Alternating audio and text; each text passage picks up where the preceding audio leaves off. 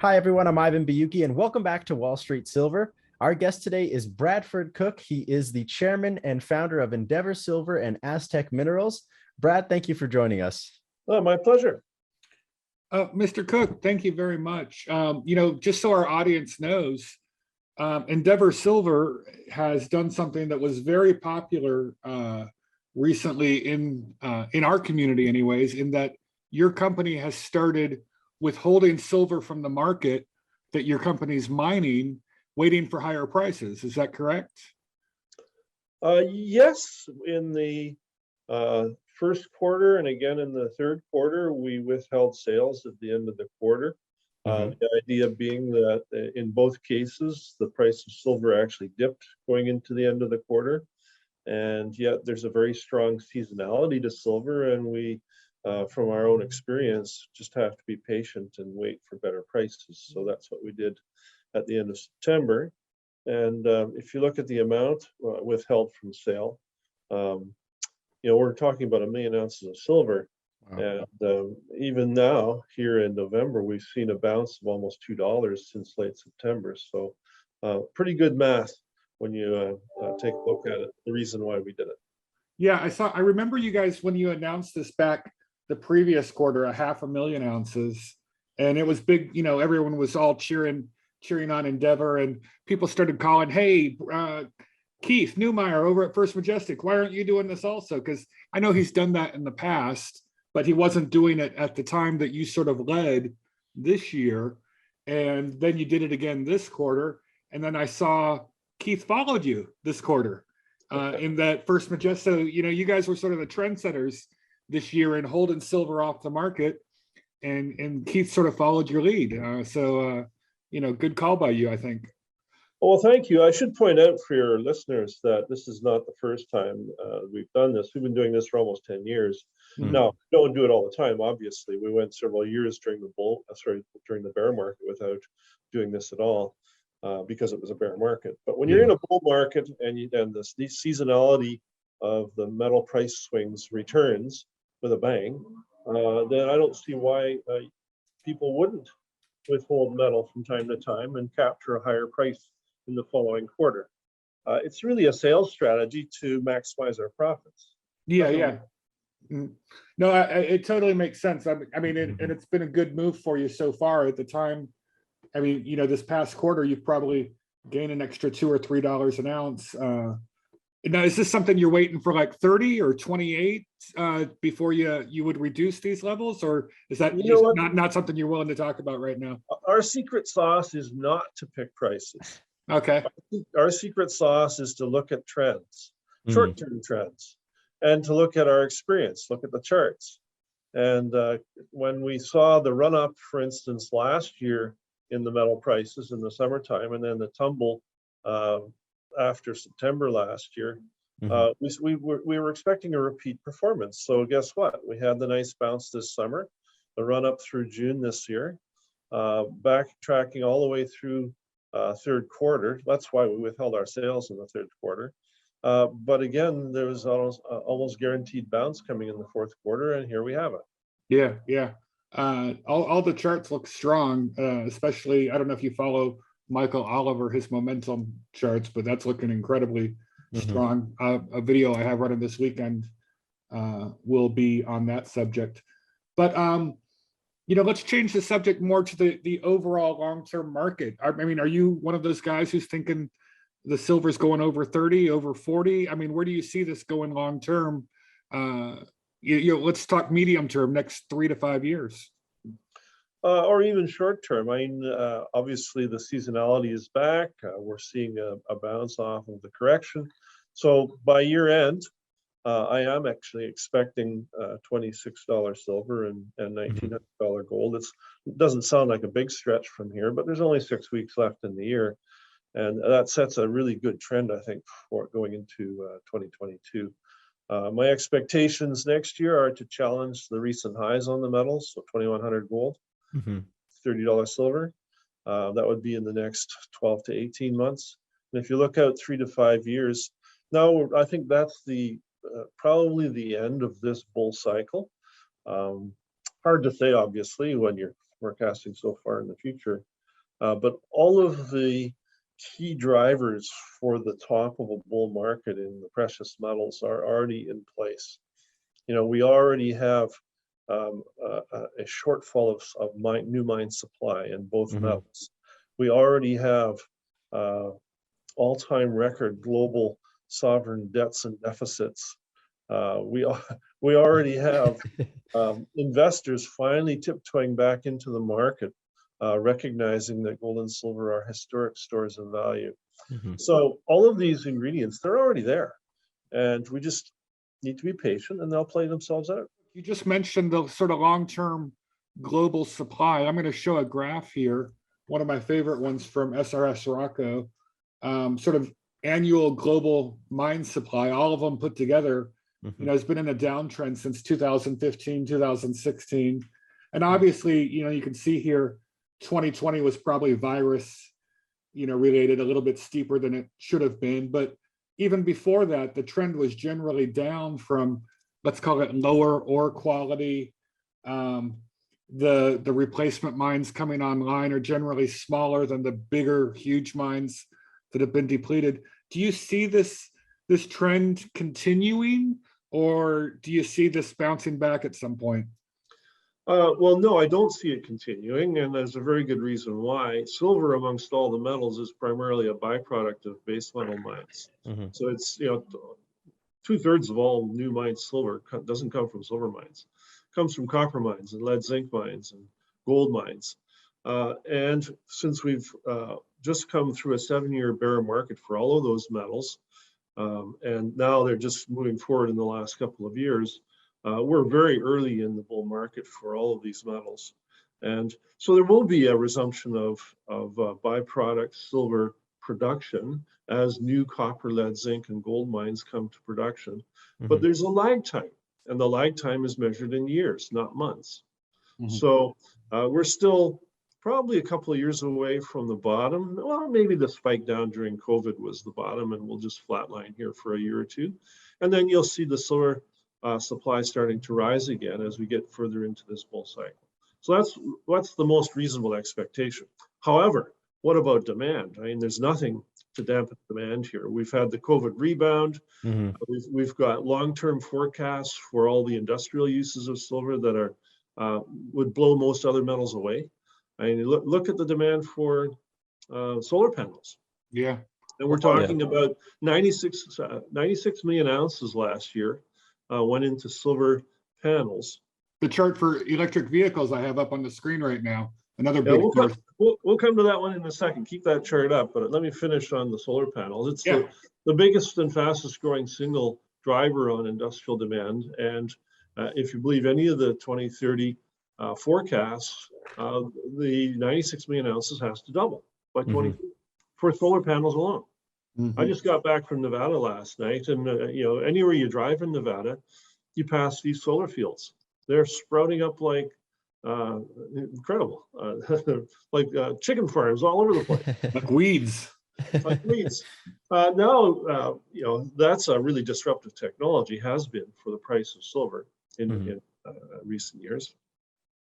You've got the EV and hybrid forecasts up here, and it's a multiple on solar power. We only used about 60 million ounces for automotive uses last year. And by the way, the vast majority of that was traditional internal combustion vehicles. Why? Because they're digital. Yeah. And every digital circuit uses chips, and every chip has electronic contacts. Yeah. And guess what you use on the contacts? Just a gram or two of that little silver paste, right? Yeah. Absolutely. So where are we going with this? Well, the conventional vehicle uses around an ounce of silver, plus or minus. The electric vehicle, being electric, uses about double. About 2 ounces of silver goes into an electric vehicle. Not for the battery, not for the wiring, but for all the electronic contacts with the digital circuitry. Yeah. If you believe any of the 10-year forecasts for the boom of EVs and hybrids to come, the 60 million ounces consumed last year has to triple by 2030, from 60 to 180. So, you're talking about adding another 100 million ounces for solar panels in the next 10 years. You're talking about more than 100 million ounces for electric vehicles in the next 10 years. Mm-hmm. Where's that metal going to come from? My suspicion is, and you tell me whether you think I'm right or not. I think all that silver that's currently used for the coins and bars that investors like, that's a very low margin business, the bullion dealers, 3%, 4% margins. And I think, the Apples of the world, the Teslas of the world, who have higher margins are going to be able to outbid the private bullion market for that silver. And you're going to see a lot less coins and bars on the investor market as industrial demand consumes 100% of global mine supply. I don't know if you feel the same way or not. That's my theory. So here's an interesting factoid. In the gold business, typically the price of gold is somewhat elastic. Investors view low price favorably and buy up more and more coins and bullion bars. And as the price of gold goes up, they buy less and less because it's more and more expensive. Mm-hmm. In the silver business, it's actually the opposite. People are afraid to come into the bottom of the market. And then, of course, when things start running, is when the masses barge in and buy their coins and bullion. It happened in the 70s, it happened again in the 90s, and it's going to happen again in the next 3 years. So, and I'm not saying it's wrong. I'm just saying that that's how personalities work, or that's how personalities work. Fear of missing out, right? FOMO. Yeah, exactly. So, but my thesis is that you've got this bedrock and very strong forecasted industrial growth for silver demand. You've got the return of the investor in the last 2 years alone to silver demand, and ultimately we've had falling supply. We're going to see flatline supply here for a couple of years. So all of that adds up to higher prices. Yeah, and like you said, I think if we hit $30 an ounce, US dollars an ounce, sort of that, it's going to be such a media sensation that then the fear of missing out sort of kicks in, and all the bullion dealers get wiped out in a weekend or something like that, like happened last February. Yeah, and in terms of the long term, the rest of this cycle, I'll give you two metrics. One metric is that we made a quick trip to $49 silver in 2011, and certainly the charts are suggesting that we'll challenge that high again in this cycle. I think that would be a minimum target. And from the maximum target, well, the last time gold and silver were treated by investors as money and nothing but, as a true store of value against hyperinflation, that was the late 70s on the back of the oil crisis, peaking in early 1980 at around $800 gold and $50 silver, plus or minus. Yeah, adjust that for inflation, what would the number be? So, well, let's go there.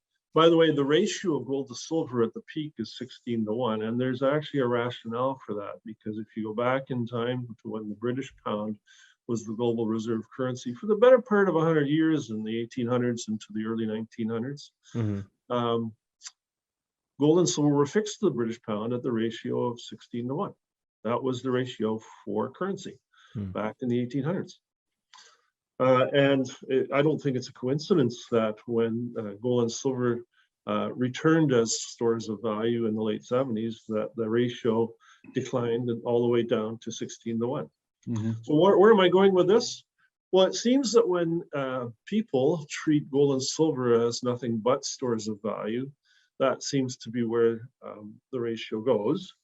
And if we were to forecast, like the current ratio is 75, if you do the inflated price of 1980 gold and silver today, you're talking, I don't know, 2,700 gold, and I'm afraid to even think about the silver number, up in the high hundreds. Yeah. So that would be the other metric. We're not afraid, Brad. So you can think about it. It's okay. And I'm not saying it has to go there. I'm simply saying that history is a good educator, and historically, if we go back to where we were in 1980, that's the possibility for these. Yeah, and getting to a 30-to-1 gold ratio, gold to silver ratio would not be surprising to anyone, I don't think. We got to 31 briefly in 2011. Yeah, yeah. So yeah, getting back down to that number, especially if as the demand side starts consuming more and more, it's the solar, the EV, what you talked about. But if it's okay, I'd like to change the subject to inflation. Just the other day, German PPI just came out at 18.4%. Yes. And my comment on Twitter was, German DNA must be getting kind of twitchy about this. I don't know. They're buying a lot of gold in Germany right now. Investors are. All the people I talk to, Ronnie Sturfele in Germany, Willem Middelkoop in Amsterdam. They're telling me everyone's buying physical over there. Because they, more than anybody worldwide, have the most recent example of getting bit by currency debasement. The Weimar in the 30s was a very, very harsh time when their currency became worthless. And even during the war years, everybody knew that if you had to move, the easiest way to take wealth with you was in the form of gold and silver. Well, what do you think about, the argument made these days is that's, gold's, archaic. That's something for boomers. And everyone should be owning, Bitcoin or Ethereum or XRP or whatever. I mean, are you a crypto guy? I'm not a crypto guy. I'm a hard asset guy. And, if I have to pick up and move, I'm not going to be taking any Bitcoin with me because who's going to buy it and what's it worth? Yeah. Yeah. So what do you think of guys like Michael Saylor saying that Bitcoin's replacing gold and gold is dead? You think that's just something that they just got to, That's just silliness. Yeah. That's just silliness. If you look at the net wealth worldwide held in precious metals versus cryptos, it's not even close. Yeah. Not even close. And they have an entire central banking system was still based on gold. Don't neglect gold and silver. Yeah. Well, I mean, the Basel III rules, they just remonetized gold, right? They just made it a tier 1 asset again. I mean, one could make the argument they demonetized it in the 70s. They just remonetized it, right? Yeah. Now, you asked me about crypto, so I'll give you my 2 bits worth. I think that the role of crypto going forward will be when the central banks finally embrace it as a payment strategy. Because if you actually try and send a wire transfer anywhere in the world today, it's an incredibly painful, slow, and expensive process. And that's what crypto can replace. Well, Mr. Cooke, we really want to thank you for giving us some of your time. We know you're a busy guy. It took me a long time to actually get you scheduled, and I really appreciate you coming on. And I know you can't promise us, but we hope Endeavour keeps holding silver off the market and pushing the market for higher prices. We really appreciate that. My pleasure to come on and talk about this. And I'm actually semi-retired now, so just give me a call anytime. Semi-retired? All right. So, yeah, I noticed Rick Rule became a lot easier for me to schedule after he retired from Sprott. Maybe we'll be able to have you guys on, you on more often also.